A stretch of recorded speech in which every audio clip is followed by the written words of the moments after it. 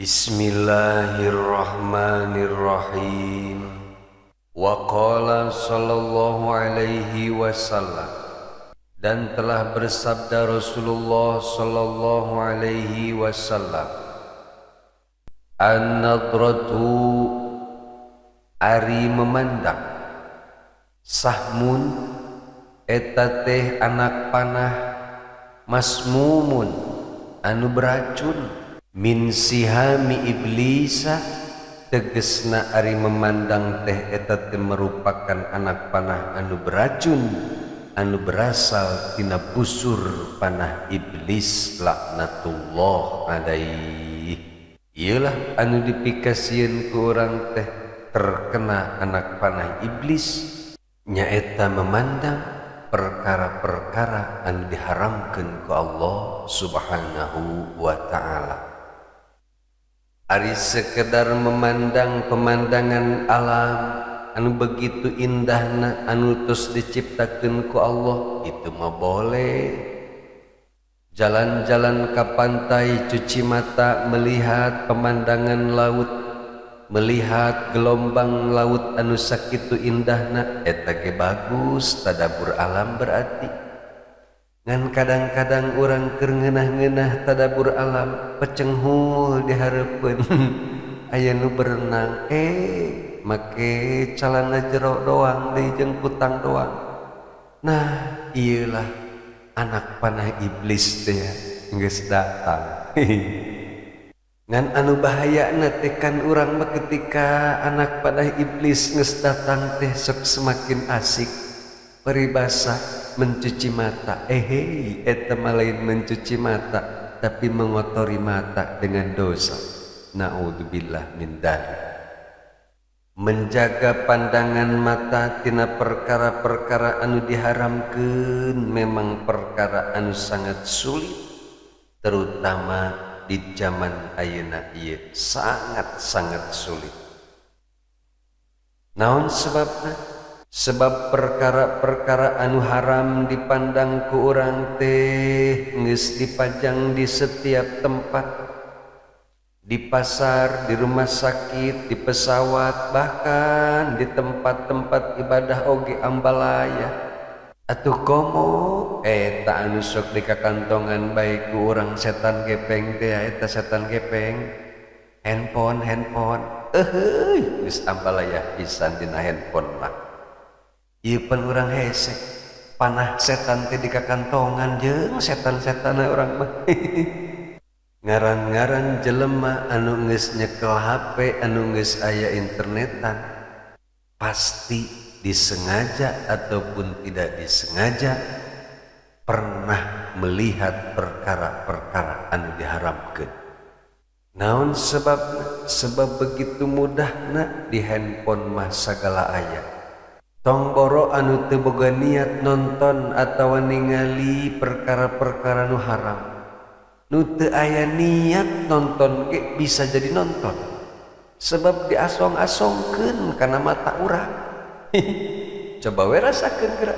Urang kadang-kadang maniat muka YouTube teh nonton Abdul Somad, mendengarkan tausiah ti Buya Yahya. Beres nonton Buya Yahya, torojol iklan make celana pendek, make celana jero doang, make kutang doang. Ieu kan sulit. Mentakan komo lah sok aya teh lamun anu maca Quran dina HP mending ulah lah. Kecuali pareuman internetna. Paurna teh keur maca Yasin wal Qur'anil Hakim.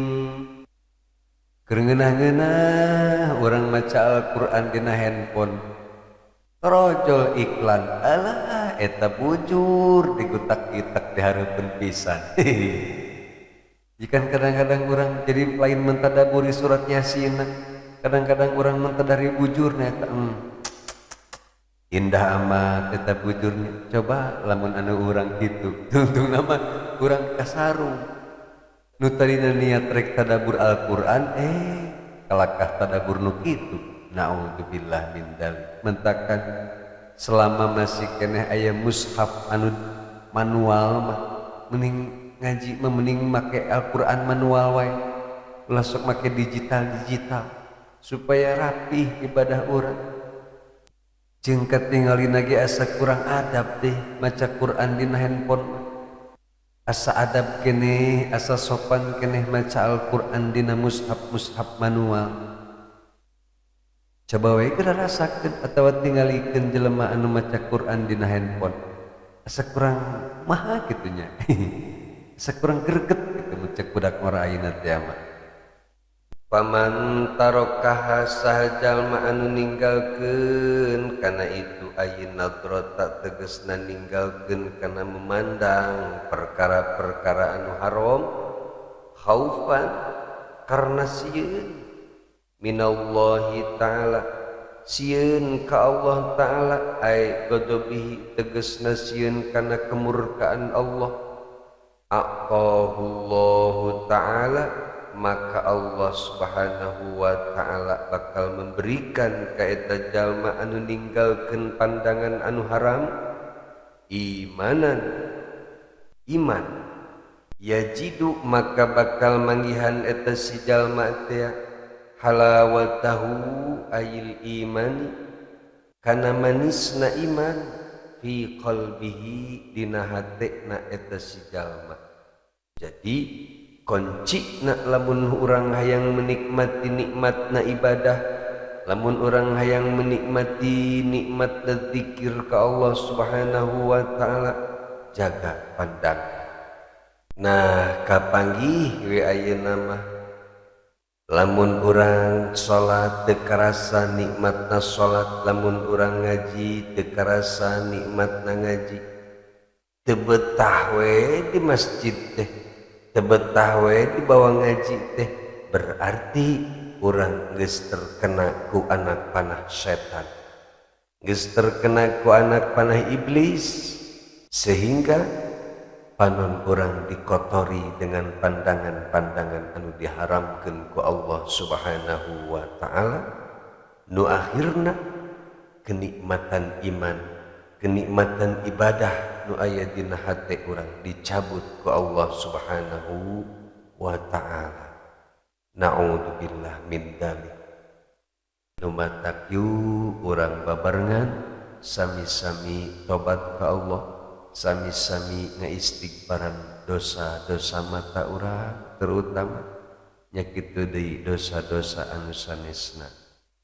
Wa qala Isa alaihi salam, sareng parantos ngadawuh Kangjeng Nabi Isa alaihi salam, iyyakum waspadalah adaranjeun wan nadrata kana memandang, ai tegesna ittaqu adaranjeun kudu sieun an-nadrata kudu sieun kana memandang perkara anu diharamkeun ku Allah, fa innaha karna sanyana ari memandang kana perkara anu diharamkeun ku Allah, tazra'u eta menaburkan benih, ai tusbitu tegesna netepkeun menetapkan fil qalbi dina hate syahwatan berupa syahwat, wa kafa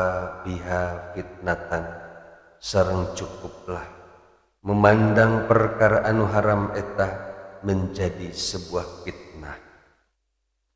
Mudah-mudahan urang sadayana sing dijaga ku Allah subhanahu wa ta'ala dari fitnah-fitnah di akhir zaman, terutama fitnah mata. Amin ya Allah ya rabbal alamin. Wa hadhil jumlatu ari ieu kalimat kafabiha, al jumlatu fi'lun eta jadi jumlah fi'liyah, wa fa'ilun sareng fa'il, wa tamyizun sareng ari kalimat fitnatan eta kedudukanana jadi tamyiz. Wallahu a'lam bishawab.